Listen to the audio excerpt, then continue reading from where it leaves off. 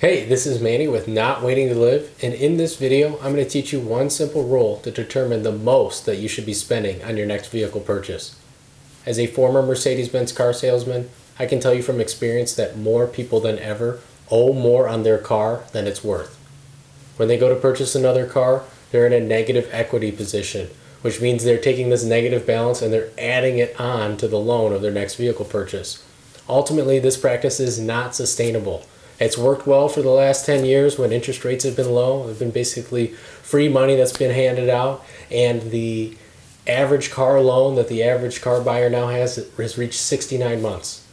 The average new car buyer trades in that vehicle shortly thereafter, 72 months later. So what the old rule or the old way of thinking has really been cast aside. So the traditional rule has been the 24-10 rule, which is to say that you need to put 20% down on your vehicle. You can't borrow for more than 4 years, and the amount of money that you're spending cannot exceed 10% of your monthly income.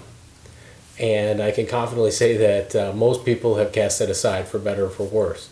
What I am going to explain here is a simpler definition of affordability, because it can get kind of abstract. I'm going to tell you that your car should not depreciate faster than you're paying off the principal. And understand that a car is a depreciating asset. It loses value over time. That's self-evident.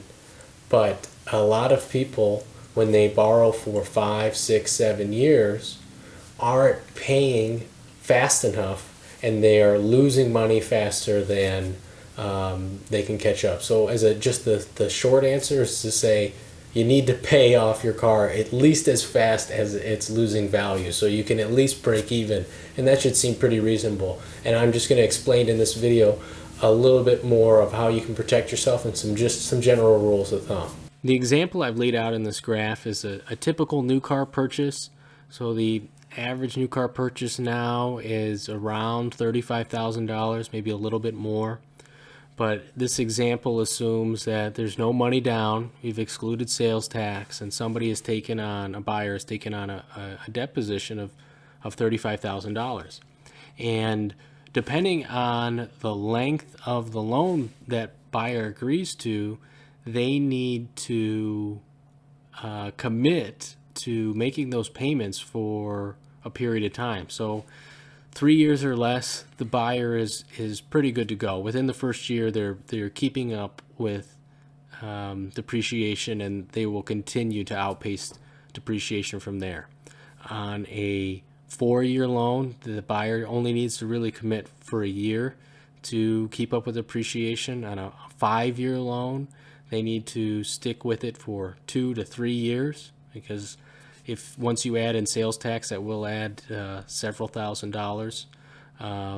And with a 6-year loan, a buyer from the graph you can see needs to really be with that loan for 4 to 5 years to break even, if you include sales tax. And a 7-year loan, an 84-month loan, is way out there, and really almost need to be there to see it through for 6 years to break even. The first graph reflects the average new car, but the next car that you're purchasing might not be the average new car. You might even be buying a used car. But what I've laid out here in this slide is a comparison of the fastest appreciating new cars versus the slowest or lowest appreciating new cars.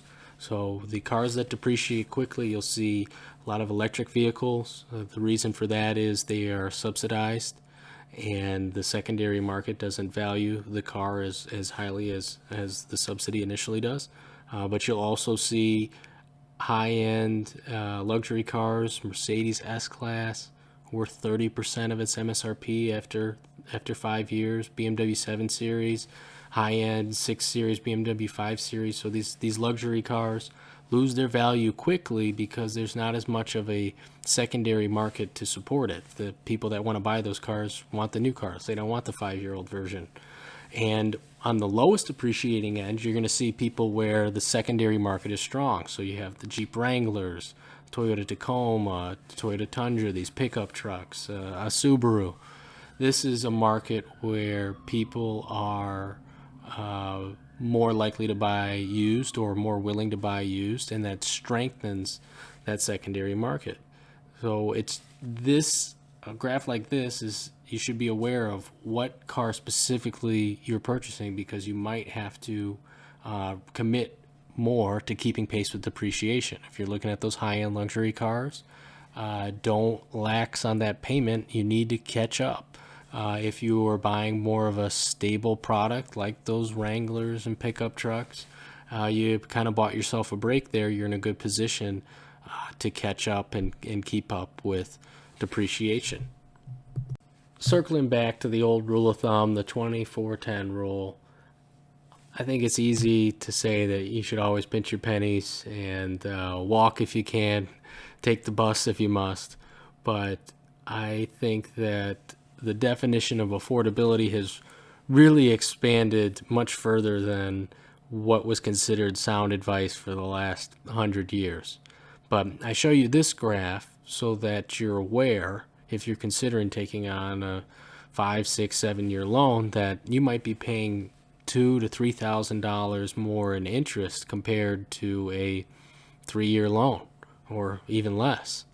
And I think it's a fair question to ask yourself, if you can't afford to pay off this car in 3 years or 4 years, what makes you think that you can afford to pay the extra $2,000 or $3,000 in interest that this other person isn't paying for the same vehicle? And when is that cycle of debt going to stop? I think that's a fair self-reflection.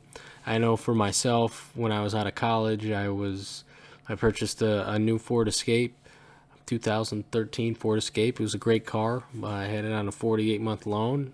The engineer in me thought I was going to have it for a decade, but I ended up selling it after 3 years because an unexpected thing happened in my life. I ended up walking the Pacific Crest Trail, and I loved trading in that car for those memories. I don't regret it, but I say that to demonstrate that unexpected things come along, and if you commit yourself, or the more you commit yourself to these long-term liabilities, the less flexible your future self is. So if you are really going to commit yourself to a vehicle purchase like this for 4, 5, 6, 7 years, you really got to be over the moon about it. At some point, you need to consider your alternative options. If you really get into the nitty-gritty details of the math, at some point on these longer car loans, you might be better off leasing, and you'll have a new car over that same period of time. But I say all this to put some information on the internet that maybe some people weren't aware of, and hopefully they find useful, maybe spark some inspiration and some reflection about your next vehicle purchase. And then if you have any questions, as always, you can reach out to me here in the comment section, or you can email me at manny@notwaitingtolive.com. I'm here to help, and hope you tune in. Check out my channel for the next video.